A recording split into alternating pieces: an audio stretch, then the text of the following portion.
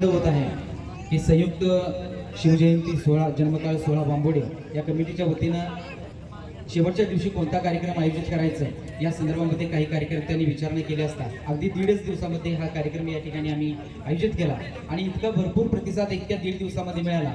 आम्हा समस्त बांबोडेकरांच्या वतीनं सर तुमचे खूप खूप आभार, कारण ही कलानगरी आहे। जसं कोल्हापूर कलानगरी आहे तसे बांबोड्यामध्ये सुद्धा कलाप्रेमी आहेत, कलेला मानणारे आहेत, कलाकारांना दाद देणारे आहेत। निश्चितच आतापर्यंत तुम्ही ज्या प्रतिक्रिया ऐकलेल्या आहेत त्या प्रतिक्रियेच्या माध्यमातून तुम्हाला इतकंच सांगू इच्छितो, हा आपला गाथा महाराष्ट्राची या कार्यक्रमाचा 937वा भाग असेल हा।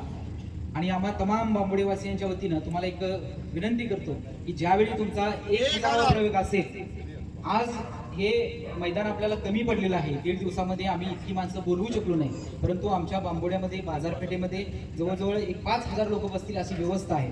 अशी व्यवस्था करून तुमचा 1000वा प्रयोग आम्ही आमच्या बांबोड्याच्या करांच्या वतीनं निश्चितपणानं बांबोड्या आणि पंचक्रोशीतील सर्व लोकांना ही महाराष्ट्राची लोक पाळत चाललेली संस्कृती तुम्ही या माध्यमातून दाखवताय, निश्चितच कौतुकास्पद आहे। आजच्या मुलांना वासुदेव म्हणजे काय हे अजून माहिती नाही। अलाराम वाजवायचा तर पूर्वीचा अलाराम म्हणजे वासुदेव, ही वासुदेव पासून भुपाईपासून रात्रीच्या धनगरी ओव्यापर्यंत